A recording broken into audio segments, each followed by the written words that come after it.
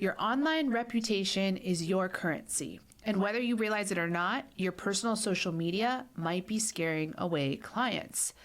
That Facebook debate, that Instagram story from last weekend, they're all part of your brand, whether you like it or not. Today, we're exposing the hidden risks of your digital footprint, sharing jaw-dropping stats on how many people look you up before doing business, and giving you a game plan to protect your professional image.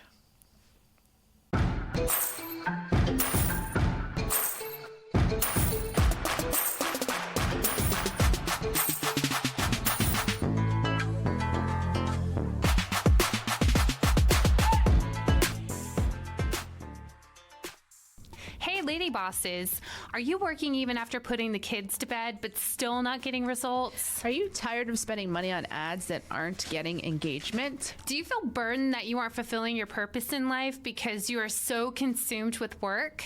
I'm your host, Brooke Boltz. I'm an attorney and founder of Boltz Legal. I started my business and in 1 year was bringing in 7 figures and am now bringing in multi-7 figures. And I'm your co-host, Rachel Boltz, owner of Boltz Media. I've helped many businesses build their online presence and increase their revenue through digital marketing. Want to hear how we did it? We are here to help you achieve your goals personally, professionally, and spiritually.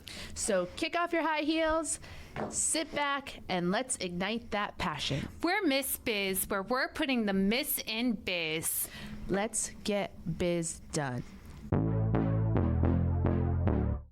You may think that your personal Facebook page, your Instagram stories, or even those tweets from 5 years ago, that they don't matter for your business. But they absolutely do. The way that you present yourself today, online, even on your personal pages, can make or break opportunities. So today we're talking about why your online reputation matters, how personal pages play a role, and what you can do to protect your personal image. Your online reputation is the perception people have of you or your business based on what's available online. This includes Google search results, social media profiles, reviews, and even the comments you leave on posts. That's a big one. Have you ever Googled yourself? Yes. There's actually a veterinarian whose name is Rachel Boltz, and she seems like a very notable character, so I was very happy about that. So she came up when you searched yourself? I searched myself years ago and was very surprised to see that my law school posts would come up when you Googled me. Like pictures I would take at like a party somewhere or something were coming up when you Googled my name.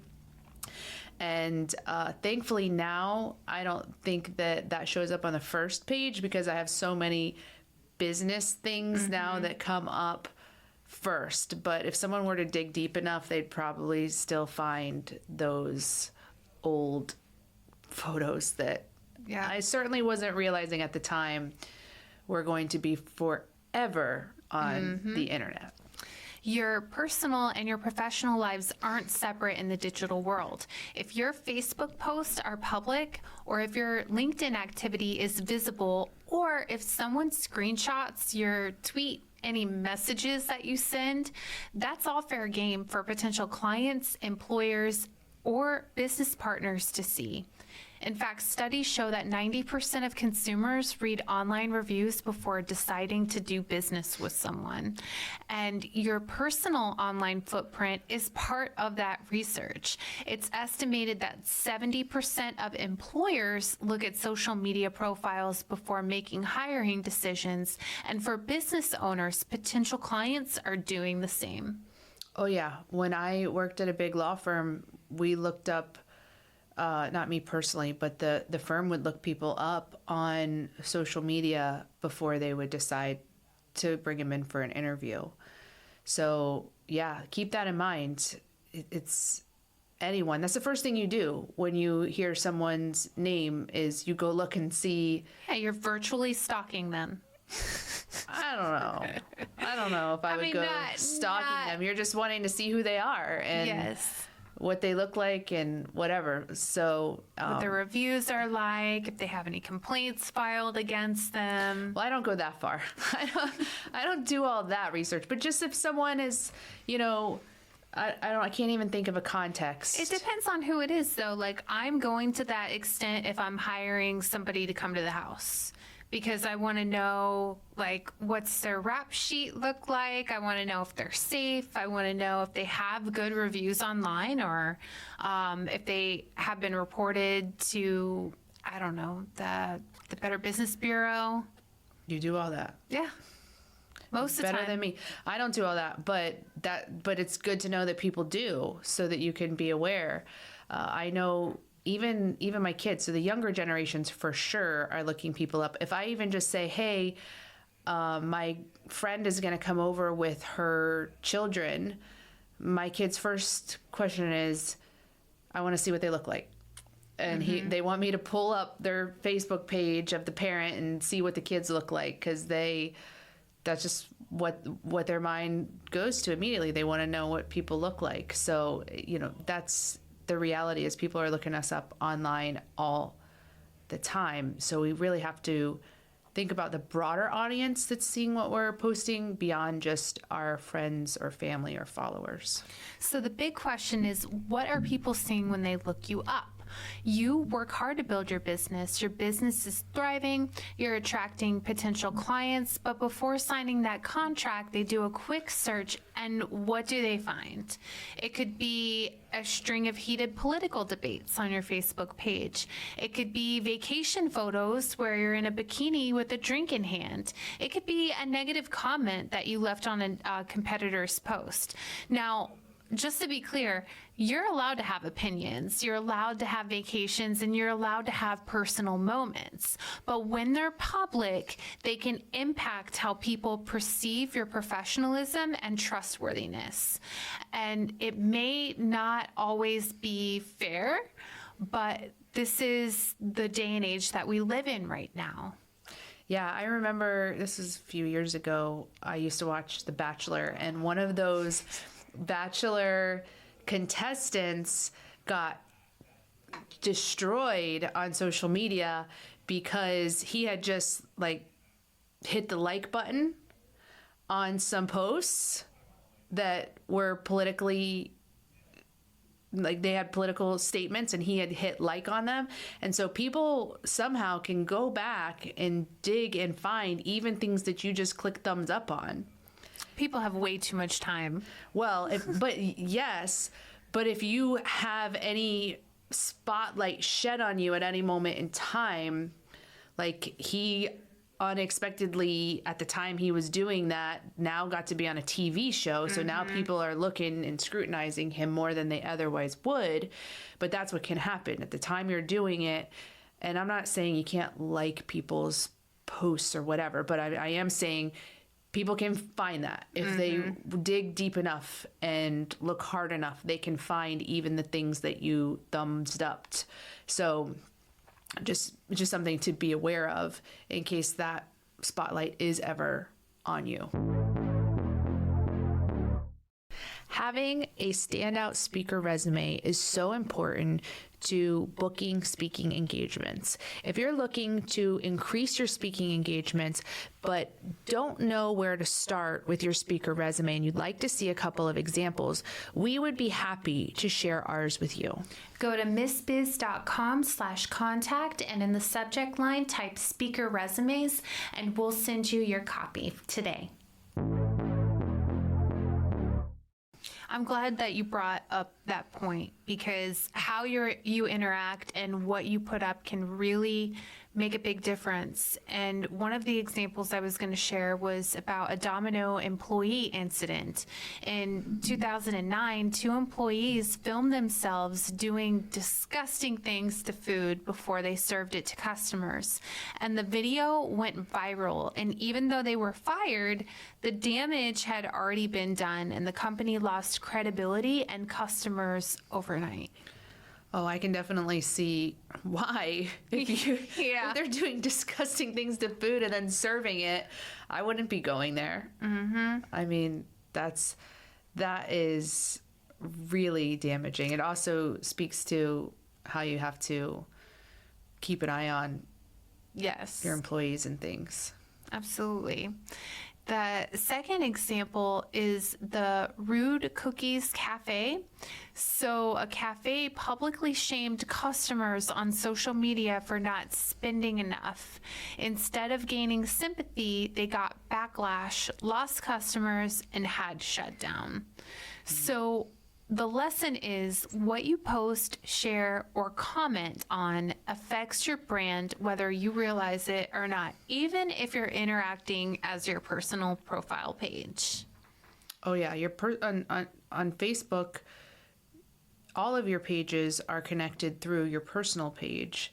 And a lot of times it's easier to get followers on your personal page than it is on your business page. So people are reposting their business content onto their personal page and kind of using them interchangeably.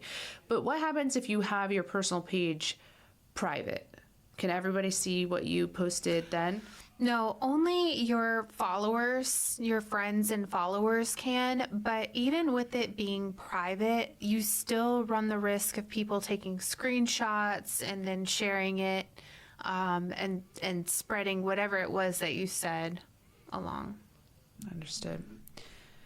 So here's some strategies to protect your online reputation. The good news is that you have control over how you're perceived online. Here's how to protect and improve your digital reputation. So check your privacy settings. Adjust Facebook and Instagram settings to control who sees your posts. And also, even if you have a public page, you can make certain posts only visible to Your friends and family. to your followers, or you can even make it even more customized than that. You can say, show all my followers except these 3. Yes. Or whatever. So you can really go in and customize each post if you wanted to, but just don't forget whatever your default settings are. Because that's who it's going to show it to if you don't adjust it manually. Also, regularly review your tagged photos. This is something that I didn't used to understand what was going on, but I realized it when I get my memories. That's one of my favorite things to do every day is look at my memories on Facebook. And so it shows, if you're not familiar with the memories, you can pull it up and it shows what you posted last year and 2 years ago and even back like 10 plus years ago. It'll show what you posted on this day and time back then. So I love seeing the pictures of my kids when they were little and things like that on my memories each day. But what was coming up on my memories were like this sunglass ad that somebody had tagged me on. And I remembered that there was a period of time where like every day this person was tagging me on their sunglass ads. And I think I untagged myself once, but I didn't do it again because it was just every day they kept retagging me. And then when it showed up in my memories, I'm realizing this is still showing up on my page because I never removed it. So it's something to know. When they tag you, it shows up on your page and unless you untag yourself. So a lot of people who are advertising something will tag you so that you see it, but you don't want that on your page. Right. You can set up your settings as well so that you have to actually review and approve it before you can be tagged in it. That is something that I had to instill because I was dealing with the same issue. Every day I was getting tagged by a couple different people that, you know, wanted my visibility to spread awareness, but it just got to be too much to where people were posting on my page more than I was. Yeah. You know, and that's a problem. Yeah, and it shows inconsistency because, you know, I've posted law firm and family stuff on my personal page, and then here's 15 sunglass ads. Yeah. You know? So one option that you can do is if you do want to discuss politics, personal views, or have a safer space to talk about unpopular opinions, is you can actually create a separate profile page just for that, without your name, without any attachment to you, where you just have like your friends or your family, or even like a private group with people that are going to be okay with the information, and have your discussions there. Yeah. Or you can even create a WhatsApp group or even just a text group message of a smaller scale where you know that everybody in that group is safe and like-minded and just a safe place to post those type of comments or views. We're all about that case, no trouble. All about that case, no trouble. All about that case, no trouble. All about that case. At Bolts Legal, we are all about your case. Text or call to schedule a free consultation for all your legal needs. boltslegal.com. I think the most important thing to consider, one of the most, is ask yourself, would it be okay if a client or an investor saw this? And let that determine whether or not you think that it's okay, because there is a possibility that that could happen. I agree with that. And if you would be embarrassed by it, would you feel like the need to explain yourself or wish that they hadn't seen that? If so, then because maybe you post things out there that are controversial intentionally, and you're okay with the understanding that some people aren't gonna like it, but that's a strategy that's intentional, then that would be different. But if you are posting things that you would be embarrassed by, Right. Then you don't want to be posting those things. That's a great point, because a lot of people, even though they talk about politics, they're okay. They have the understanding it's okay if I lose a customer. It could actually end up bringing more customers to me. So if you are that type of person, then that's not a big deal. But if that is something that you're not comfortable with, then these are all things to be aware of. You'll also want to monitor your online presence. I always recommend Googling yourself regularly to see what's new, what's being publicly displayed. And you can set up Google alerts for your name or business to track mentions as well. Something else to keep in mind is just people's values and what they judge others on is different, and it's based in part on how they were raised. So for example, if you're raised in a family where you're taught that drinking is terrible and nobody should drink, especially if you're a Christian, then seeing someone holding a glass of wine on a Facebook post might deter you from wanting to work with them.